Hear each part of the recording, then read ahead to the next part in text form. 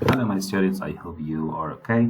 Today, our lesson is a vocabulary lesson. It's lesson 13 from the book of How to Speak Like American Native Speaker. So, let's start with the first one. All the rage over here. All the rage means the latest fashion popular right now. For example, number one, have you seen those new alligator skin cowboy boots? They are all the rage this season. So all the rage it means the latest fashion. Okay. The next one is, or the second one, call it a night. Call it a night to stop an activity for the rest of the night, or to stop doing something actually at night. For example, number one, we spent a few hours walking around downtown Chicago. It was so cold that we were ready to call it a night by 9 o'clock. This is about call it a night. Let's go to the next one. It's feel free. Feel free. Go ahead and do something, or don't hesitate about doing something. For instance, number one, feel free to interrupt me and ask questions during my lecture, said the professor to his students. Let's go to the next one. Get out of the way, to move out of the way, or to stop interfering with someone's plans or activities. So get out of the way, to move out of the way.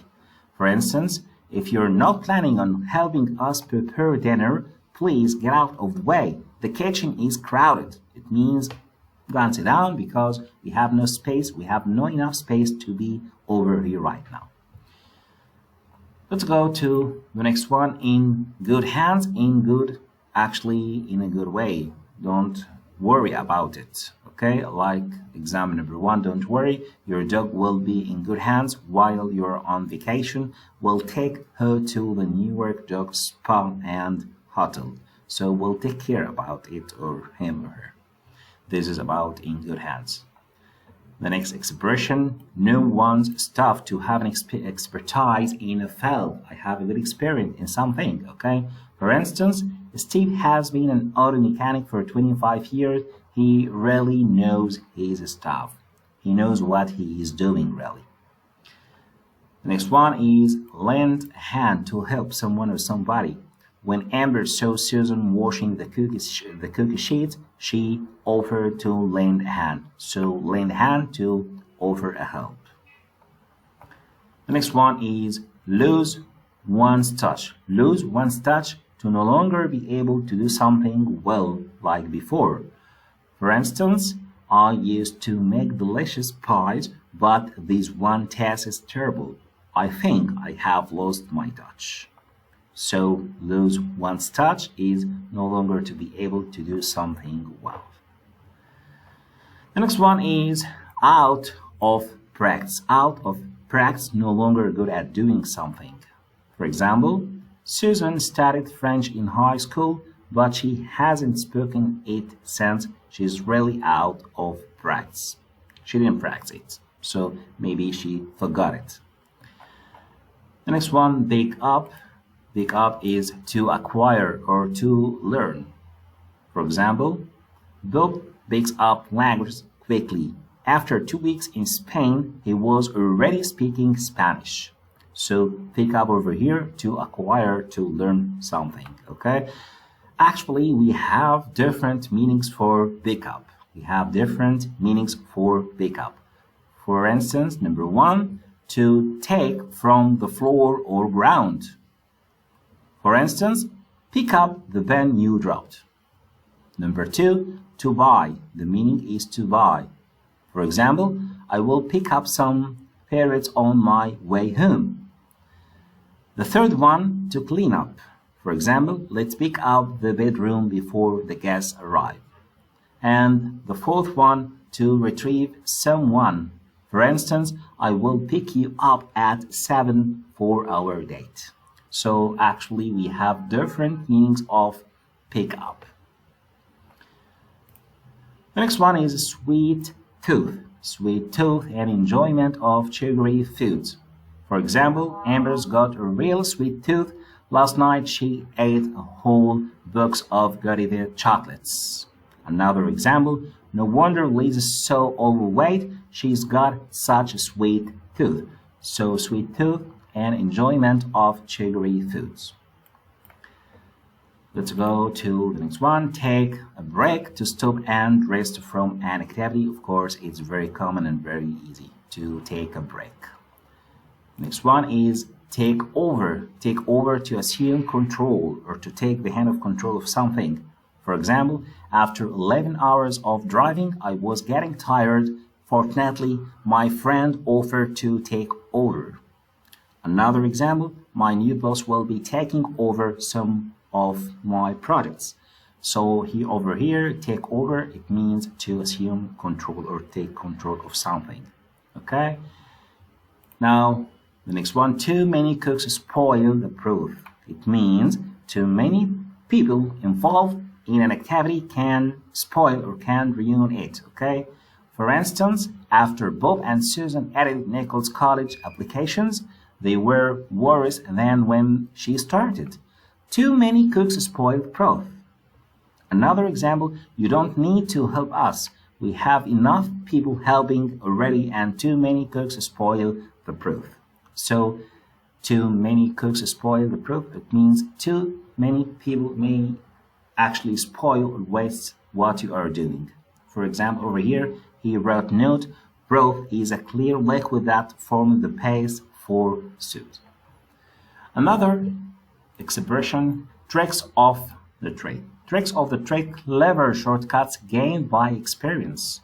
For instance, the new teacher learned some tricks of the trade from Mrs. Blackstone, who'd been teaching at the school for 30 years. This is about tricks of the trade. Now we have another expression, work one's tail off. Work one's tail off. It's a slang expression. It means to work very hard. To work very hard. By the way, if you remember, we had studied to work very hard. It's a slang expression to work like a dog. So it means to work very hard. For instance, Don worked his tail off to save money for his son's education. Now let's go to some facts exercise on lesson 13. The first one, when Susan was having trouble lifting her heavy mixer, Bob offered to lend what force? Finger? Lend a finger? Lend a foot or lend a hand? It's lend hand. So the answer is C. Great. Number 2, Nicole used to play the piano, but she hasn't practiced in 5 years. She's really practiced. She's really what? She's really about to. She's really into, or she's really out of practice. Great. She's really out of practice. Number 3, you have been working in the kitchen for hours. Why don't you go and a break? Why don't you go and take a break? Give a break or do a break.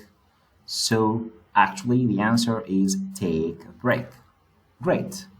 Number 4, Amber picked up many what? Bits, tricks or pieces?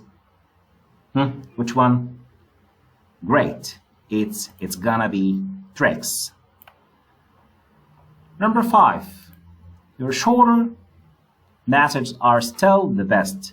You haven't your touch. You haven't lost your touch. Of course, I can't say you haven't found or you haven't spoiled.